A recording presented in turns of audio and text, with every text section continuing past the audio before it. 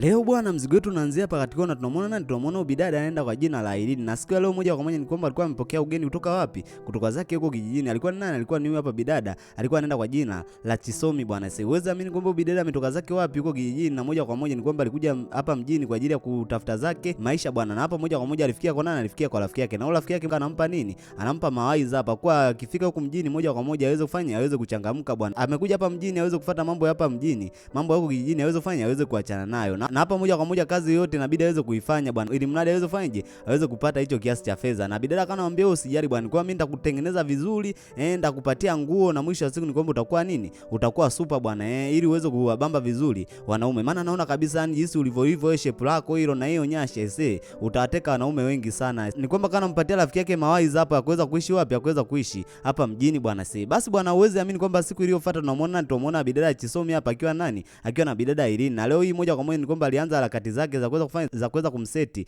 bidada Chisomi ili aweze kufanya, aweze kuendana na watu wa mjini. Maana ndivyo nilikuwa bidada alikuwa ni mshamba bado, kwa hiyo anataka afanyeje, aweze kumtengeneza. Na leo hii kuna bidada kama ameweza kutimba hapa, na huyu bidada bwana anauza zake nguo, akawa amekuja kuwakodishia hapa nguo zake, na kana hapa masharti kwa nguo zangu mimi sitaki ziweze kukaa muda mrefu bwana, hakikisheni mnanipa nguo zangu kwa wakati na pesa yangu mnanilipa kwa wakati bwana. Bidada Irene alichoamua kukifanya, ibidi aweze kumkodishia nguo bidada Chisomi ili aweze kufanyaje, ili aweze kudamshi bwana. Sasa akamwambia usijali, haya mambo yakikaa sawa ni kwamba pesa yako utaweza kupata. Kumbuka kuwa wewe Irene, mimi pesa nakudai ni nyingi sana bwana, kwa hiyo inabidi ufanyeje, uweze kunipatia pesa zangu. Na uweze amini, baada ya muda tunamwona nani, tunamwona bidada hapa Chisomi akawa amesetiwa pale, akawa amedamshi kinoma noma. Na bidada akamwambia ni wewe, unaona, ngoja kwanza nikupangilie hapa, yani jinsi ulivyo hivyo, yani nikwambia wanaume hapa Lagos utawaendesha hadi sio poa bwana. Unaona hili gauni litakutoa vibaya mno bwana, na mwili wako ulivyo hivyo, nakwambia rafiki yangu lazima upige hela. Hapa ndio mjini bwana, hapa mjini inabidi utumie akili. Ukitumia tu akili, pesa unashika. Sasa ngoja nikuoneshe bwana, kuna vitu vingine hivi hapa. Kuna hii hapa makeup inabidi ujipake nayo, kuna hichi hapa kiwigi hichi. Basi kama mmvalisha pale bidada, sasa uweze amini kwa bidada alikuwa na fly kinoma noma bwana. Sasa tunakuja upande wa pili, tunamwona nani, tunamwona huyu mshikaji. Huyu mshikaji anaenda kwa jina la Adrian bwana, na unaambia huyu mshikaji ni tajiri kinoma noma. Na leo hii moja kwa moja alikuwa na nani, alikuwa na huyu hapa mamake. Na mamake huyu siku zote amekuwa akimwambia mshikaji aweze kufanya, aweze kumleta mwanamke hapa nyumbani bwana. Umri unaenda wa mshikaji, lakini ndio huyu ni kwa mshikaji aleti nini, aleti mwanamke hapa nyumbani. Hadi mwanamume kana anakuwa na wasiwasi sasa kwenda mtoto wake ni mchichamui ba. Haiwezekani mtoto wake hajai muona na demu, wala demu yote kuweza kuingia humu ndani hajaiona hichi kitu bwana. Kwa hiyo kana hisi huenda mtoto wake sio riziki bwana. Lakini mshikaji alikuwa anaendelea kumthibitishia mamake kwa yeye ni kijana alijali, na kama ni swala la kuwa na mwanamke ni kwamba ipo siku moja atamleta nani, atamleta mwanamke hapa nyumbani. Mwanamume akamwambia niletee mwanamke hapa nyumbani bwana, ili nikuamini kweli wewe ni lijali. Kama wewe sio lijali mwanangu wangu, nasema kuna madaktari wanaweza kukutibu akakuwahi mapema, kwa sababu mimi ni lijali bwana, usijali. Na kama ni mambo ya mwanamke, mimi mama ndamleta mwanamke na mwanamke wangu kwa muda mrefu, ndamleta wapi? Ndamleta hapa nyumbani nije nikutambulishe. Sasa uweze amini kwa mshikaji alikuwa anapigania kinoma noma, na alikuwa anamwambia mamake kwa yeye ni lijali bwana. Sasa masuala kumwambia yeye ni mchicha mwiba, hayo mambo hayataki hata kidogo. Na baada hapo moja kwa moja kwa mshikaji akawa amemwaga mamake na akaenda zake wapi? Akaenda zake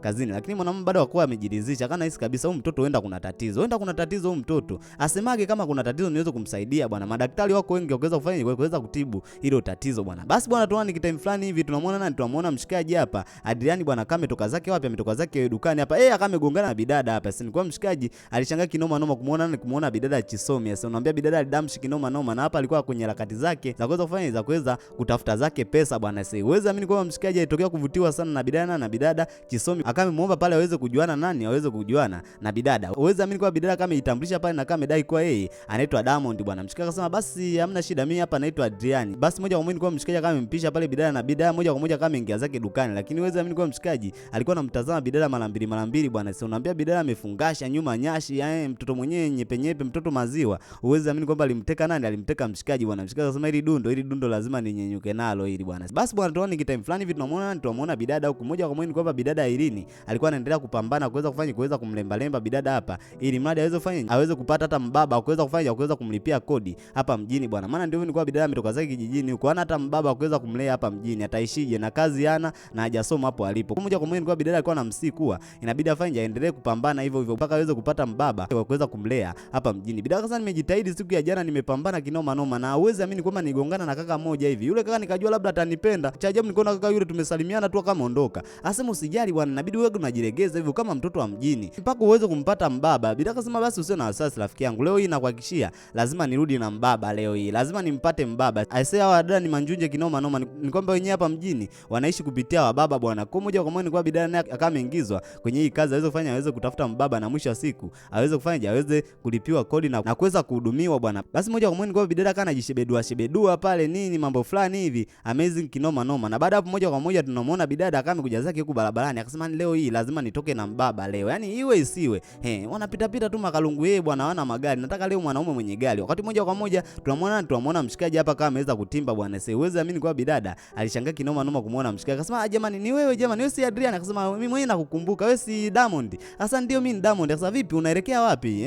Sasa nimetulia zangu hapa namsubiria dereva wangu bwana, ameenda kurekebisha gari langu huko gereji bwana. Siwezi amini kwa bidada ni muongo kinoma noma, kana dai kuwa anamsubiria nani? Anamsubiria dereva wake, ameenda kurekebisha gari huko gereji bwana. Mshikaji akasema kama ni hivyo basi twende nikupeleke unakoenda. Akasema hata hivyo sio muda mrefu anakuja. Akasema twende nikupeleke unakoenda bwana. Uweza amini kwa bidada alikataa, lakini mshikaji kama amemforce, na mwisho wa siku ni kwa bidada kama ingia zake ili afanye aweze kupelekwa huko anakopelekwa bwana. Na hapa bidada sio kwamba eti si anaenda wapi, hapana bwana, kwamba alikuwa kwenye mingo zake za kuweza kutega pale aweze kupata mwanaume mwenye pesa bwana. Lakini kama nilivyokuambia kwa mshikaji Adrian alitokea kumpenda nani? Alitokea kumpenda bidada kinoma noma bwana. Na alivyomfikisha bidada sehemu alivyokuwa naenda, basi moja kwa moja ni kwa mshikaji akuweza kukiri unyonge, ilibidi atoe simu pale aweze kumpatia bidada. Akamwambia wewe nitafute muda wote bwana, mimi nitakuwa niko hewani. Na uweze amini kwamba bidada aliweza kutimba kwa rafiki yake hapa na kama amemsimulia kila kitu kilichoweza kutokea kule barabarani. Akasema rafiki yangu uweze amini, nimekutana na yule kaka tena bwana, na nimempa namba yako. Si unajua tena mimi sina simu, kwa muda wote nasubiri niweze kupigia simu kwenye simu yako. Akasema usijali bwana, simu sipo,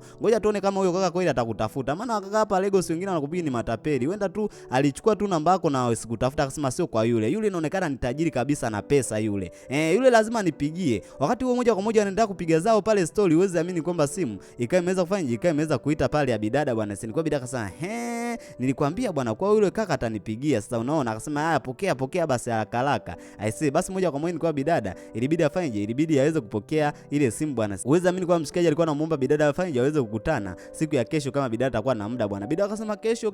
Mwenzake akamwambia wewe, hebu sogea pembeni. Akasema nisogee pembeni? Sogea pembeni, nenda kaongee naye. Basi moja kwa moja kwa bidada kama ametoka zake pale kwenda kufanyaje, kwenda kuongea na mshikaji Adrian bwana. Basi bwana, uweze amini kwamba siku iliyofuata tunamuona bidada hapa kama amekutana nani, akawa amekutana na mshikaji. Uweze amini kwamba mshikaji alimwambia bidada kwa yeye amemuelewa kinoma noma, na kama hata ujali anaomba siku ya kesho naweza kwenda kumtambulisha kwa mama yake bwana. Bidada akamwambia lakini mbona imekuwa mapema hivyo? Mshikaji akasema ndio hivyo bwana, kwa mamangu anataka niende kumtambulishe mwanamke kwake bwana, kwa kama utajali naomba niende kukupeleka wewe. Bidada akasema lakini mimi ni mara ya kwanza naenda kukutana na mama yako bwana, wewe unahisi kama mama yako atanipenda mimi? Usio na wasiwasi bwana, kwa mamangu ni mtu mzuri sana, wala hana hata shida yoyote. Kwa hiyo twende zetu siku ya kesho ndio nikakupeleke, na kama kuna maswali atakuwa anakuuliza basi moja kwa moja mimi nitafanyaje, ndaweza kukutetea. Na uweze amini kwa bidada alirudi moja kwa moja kwa nani? Alirudi moja kwa moja kwa rafiki yake, na kama amemuelezea kila kitu kwa mshikaji, amemuomba aenda akamtambulishe kwa nani, aenda akamtambulishe kwa mama yake. Bidada akamwambia hiyo sasa ndio chance yenyewe, hakuna watu wenye wanapataka bahati kama hiyo, wewe imekuwa ni bahati kwako hiyo. Mimi naenda kutambulishwa, hata mama mwenyewe simjui yukoje huyo. Wewe uone kama itakuwa ni msala huu, na nimemdanganya mimi, nimwambia mimi ni mfanya biashara mimi na maduka ya nguo na maduka ya nini. Anambia wewe hebu acha ushamba bwana, wewe kilichokuleta hapa si ni pesa? Wewe piga pesa bwana, mchune pesa huyo baba hadi akome. Uweze amini kwamba bidada alikuwa anamshauri rafiki yake aweze kumchuna pesa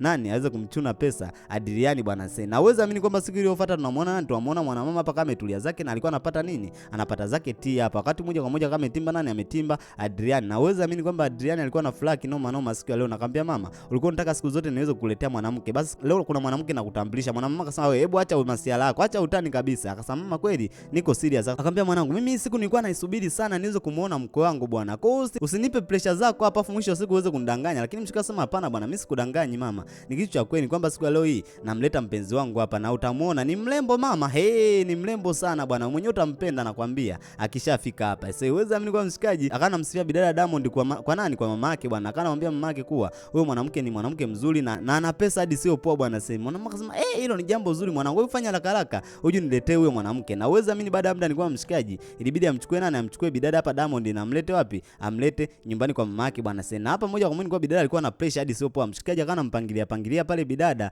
mambo fulani ya kufanya bwana, maana anajua kabisa mama yake ni mkorofi kinoma noma bwana. Sasa kwa bidada akijichanganya tu moja kwa moja analiwa nini, analiwa kichwa. Akana mwambia mambo fulani asifanye, basi mambo fulani aweze kufanya nini, aweze kufanya bwana. Wakati moja kwa moja tunamuona huyu mlinzi ni Oguu, na huyu mlinzi akana shangaa siku ya leo hii anamuona bosi wake amekuja na nini, amekuja zake na pisi bwana. Sasa toka ameanza kufanya kazi hajai muona bosi wake anakuja na pisi. Leo hii alishangaa kinoma noma kumuona bosi wake amekuja na pisi. Akana shangaa bosi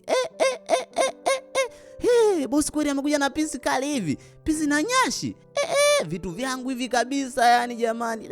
Hivi kwa nini jamani mimi nikalunguye jamani? Matajiri wanafaidi ujue. Cheki nyashi ile. Jamani kuna deki. Yani ile nyashi nikija kuishika mimi nikiishika ile nyashi ile.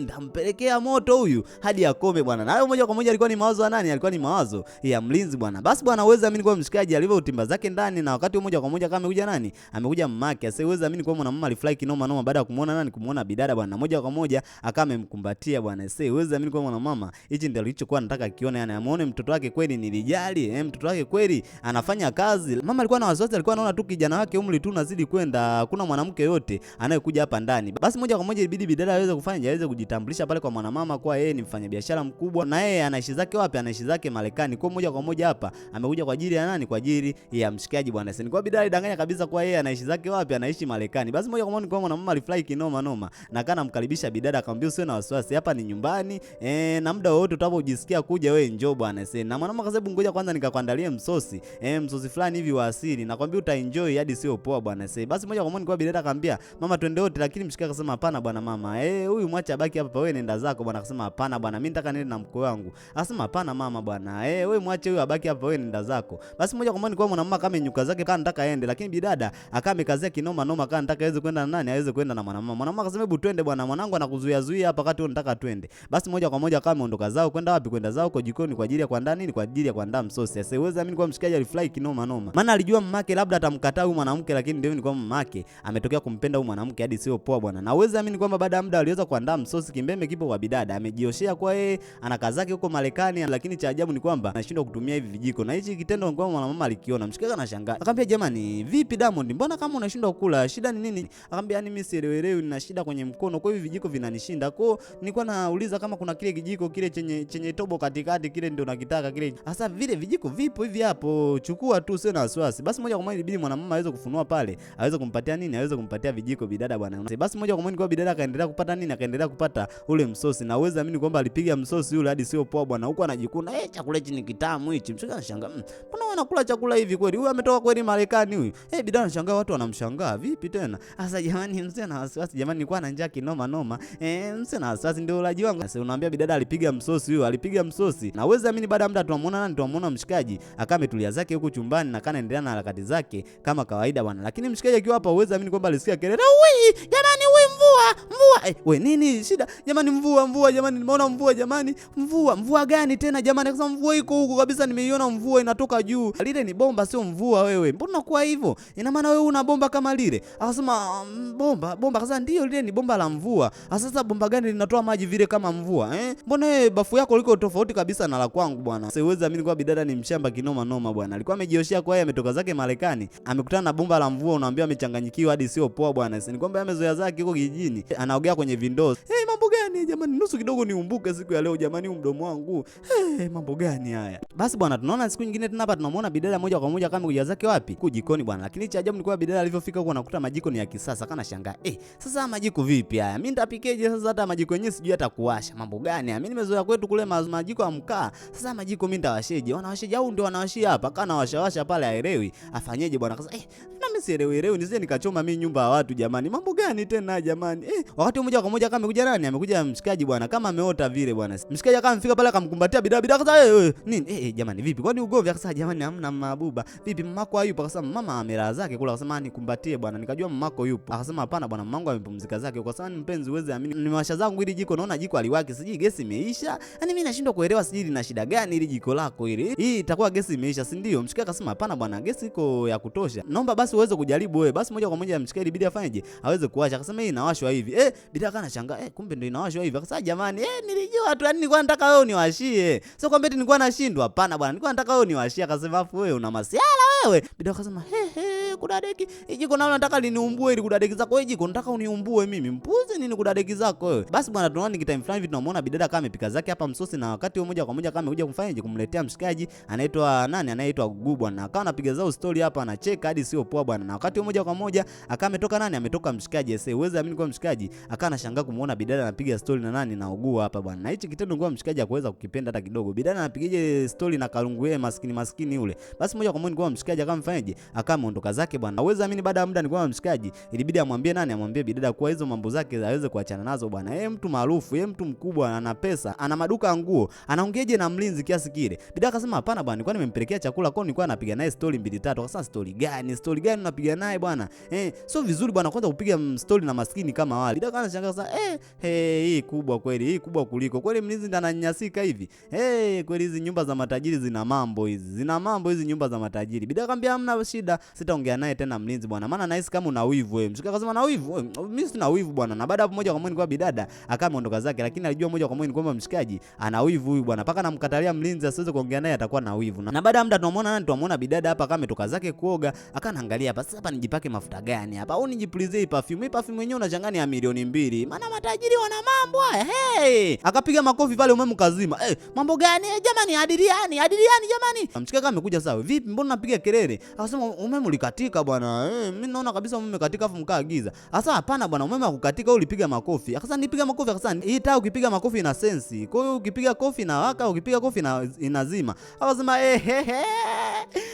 ila mimi bwana nilikuwa najua hivi vyote. Sasa kama ulikuwa unajua, ulikuwa unaogopa nini? Sasa sijui tu na wewe. Nilikuwa najua vyote, hii taa nayo na mimi. Hivi vitu vya kawaida kabisa hivi. Yaani mimi unajua ni mtu wa utani. Akasema hebu achaga bwana mambo yako. Mimi nikajua labda kuna kitu cha ajabu kimekupata hadi ukawa unapiga kelele vile. Akasema hapana bwana, nilikuwa nataka uje. Akasema sio vizuri, sio unafanya hivyo bwana. Mimi sijapenda hata kidogo. Mambo gani tena jamani? Mambo ya kitajiri haya jamani. Mbona ndakumbuka mimi jamani? Hebu kwanza nipige tena. Akamepiga pale umeme kazima.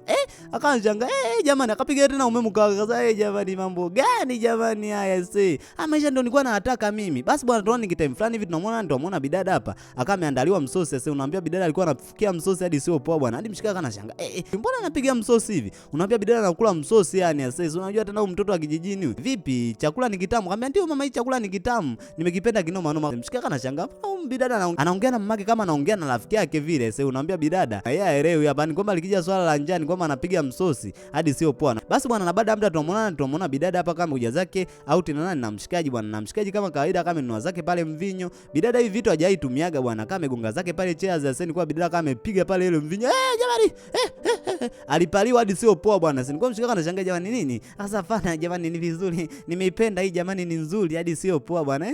Nimeipenda. Akasema sawa bwana, vipi hujaitumia? Nikasema nimaitumia. Kama uko sawa tukuagizie soda. Akasema hapana bwana, natumia hii. Wewe usiwe na wasiwasi. Akasema kuwa huru bwana. Akasema hapana, hii natumia. Naiweza hii. Hivi vitu vyangu hivi.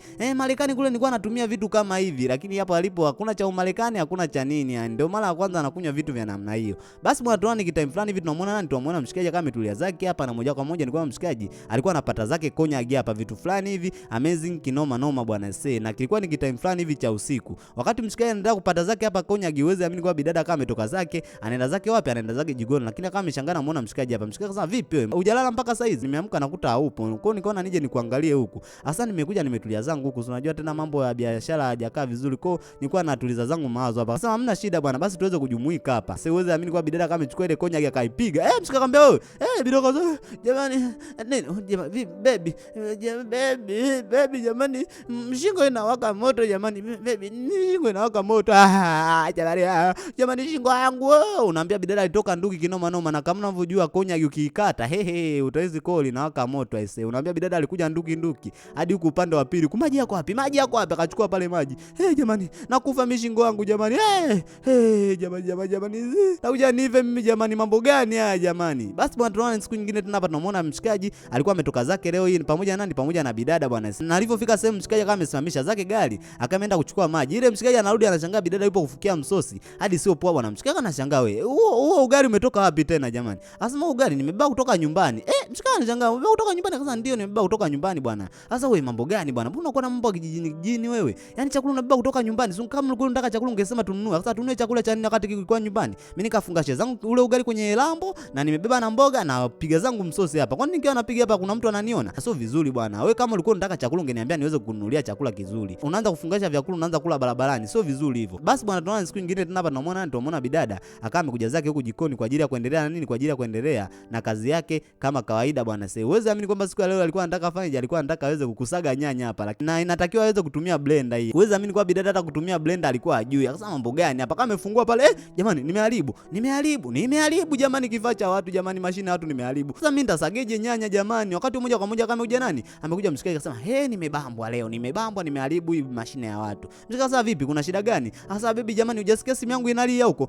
Simu yangu inaita kule jamani, atakuwa ni baba ananipigia, naomba mpate kunisagia nyanya hapo, nakuja mara moja. Na baada hapo moja kwa moja kwa bidada kama ondoka. Mshikaji anashangaa simu inaita saa ngapi? We baby nakuja baby. Huyo akawa ametoka zake nduki hadi sio poa bwana. Mshikaji anashangaa wana matatizo gani? Simu imeita saa ngapi? Mbona sijaona? Na hizo nyanya ziko wapi niweze kuzisaga? Basi moja kwa moja nilikuwa mshikaji ni mtaalamu wa haya mambo, akamfanya akamsaidia pale kuweza kusaga hizo nyanya bwana. Sasa basi bwana, tunaona ni kitime fulani hivi, tunamuona mshikaji hapa kana pata zake breakfast, yani vitu fulani hivi amezi kinoma noma. Wakati moja kwa moja kama huja nani amekuja bidada sasa, jamani baby, hebu na mimi niweze kujumuika nipige zangu chai bwana. Sasa uweza mimi kwa bidada ule ulaji wake bwana ni ule ulaji wa kijijini tu, akamechukua mkate pale akaloweka kwenye chai akawa anakula. Mshikaji sasa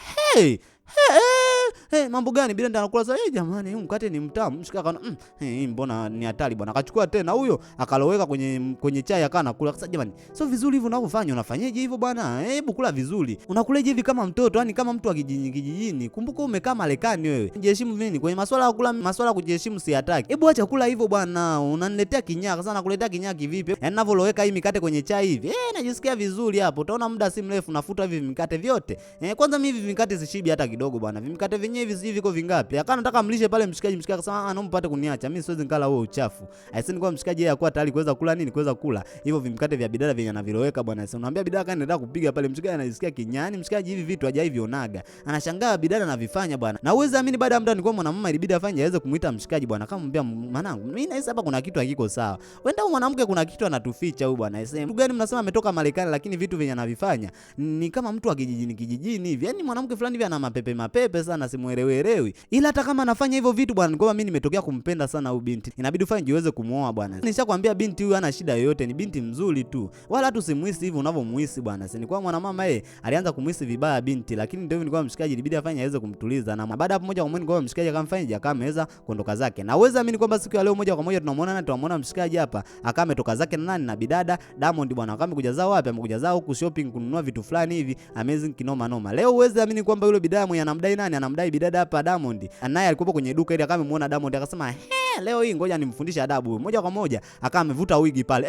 Bidada kana shanga, wewe nini? Mbona unavuta wigi langu? Alishtua kinoma na kumuona ubidada bwana. Akasema jamani, wewe ni nani? Akasema mimi nani? Wewe si chi wewe. Wewe chi kabisa, mimi nakufahamu wewe. Ili wigi langu kabisa, ili mlichukua na dada yako, hamjanipa hela hadi leo hii. Afu unajifanya siwe ni mtu wa Marekani, unamwibia kaka watu. Kaka ni matapeli hawa. Unaliona hili wigi ameshindwa kulipa. Akasema hapana bwana, aka nikaongwa aka bwana. Akasema kweli kaka, yani sio wigi tu, hata nguo zangu zote unazomuona navaa huyu mtoto wa kike, mimi ndo nilie mwazima na hawajanilipa hela hadi leo hii. Kila siku nikienda wananipiga Viswahili. Bora siku ya leo nimemuona hapa kudadiki zako anaweza kurudishia vitu vyangu. Akasema baby aka nikaongwa. Akasema wewe mimi nakufahamu wewe. Akasema Diamond, na maana wewe unaitwa Chisu. Akasema wewe kanaitwa Kachisu aka. Akasema baby hapana. Akasema hapana nini?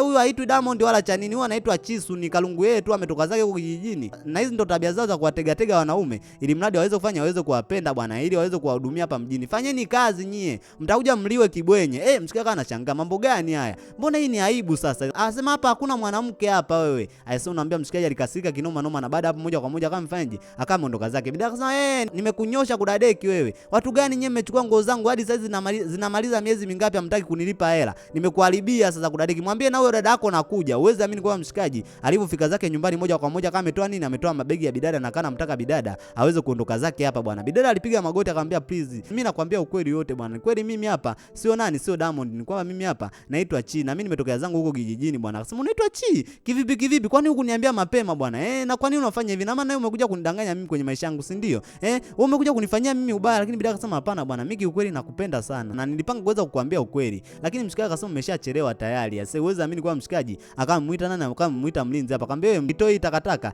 sitaki niione tena hapa. Sasa nilikuwa mlinzi kana shanga takataka. Yaani pisi kabisa hii inanyashi unasema takataka. Baada hapo nilikuwa mshikaji akamfanyaje? Ameweza kuondoka zake bwana. Na alivyokuwa mlinzi alishaipendaga hii pizza, akasema jamani, bosi vipi? Anazingua huyu, anasema jiwe takataka kati wewe pizza kabisa una nyashi Usijali bwana, mtoto wa kike usilie. Akasema jamani, nampate kuenda kuniombea msamaha jamani. Nikumbe msamaha kivipi naye bwana? Nikubalie tu mimi bwana mimi nakutunza, mimi nitakutunza wewe. Akaona kabisa naye huyu ni njunje huyu. Basi moja kwa moja ilibidi Bidada afanyeje? Aweze kuondoka zake, maana hakuwa na namna tena, alikuwa ameshafukuzwa hapa. Basi bwana, uweza amini kwamba baada ya muda nilikuwa mwanamama ilibidi afanyeje? Aweze kumfuata mshikaji na aweze kuongea naye bwana, maana aliambiwa kila kitu na mshikaji kwa yule Bidada ni nani? Ni mtapeli tu, ni muongo. Lakini mwanamama alimtaka mshikaji afanyeje? Aweze kuenda kumchukua nani? Kumchukua Bidada na aweze kuishi naye bwana. Kwa sababu gani? Yule mwanamke hata kama ni muongo, lakini kuna mambo alikuwa anafanya ambayo ni mambo mazuri kinoma noma na mwanamama akawa ametokea sana kumpenda yule Bidada bwana lakini mshikaji hakuwa tayari kuweza kuwa na yule Bidada, lakini mwanamama alimforce mshikaji afanyeje? Aweze kwenda kwa yule Bidada na mwisho wa siku aenda akamchukue na aje arudi naye hapa ndani bwana Mshikaji akamwambia mama, lakini ametudanganya, yule sio mwanamke mzuri. Awe anakudanganya au kudanganyi, mimi nimeshampenda yule, ni binti mzuri bwana. Sasa mimi hapana bwana, mimi siko tayari kabisa. Sasa wewe hebu tulia kudadeki zako wewe, nitakuchezeshia kichapo. Nimekwambia namtaka huyo binti uweze kumleta hapa bwana. Uweze amini kwa mama alisimamia kwenye msimamo wake ule ulikuwa anamtaka nani? Anamtaka Bidada hapa Diamond aweze kurudi kwenye hii nyumba bwana. Mshikaji alikuwa anakatakata, lakini mwisho wa siku ilibidi afanyeje? Ilibidi aweze kufunga safari, aweze kuwapi? Aje kwa Bidada au Bidada ametulia zake huko ana ili wala lile, akashangaa naitwa jamani Diamond.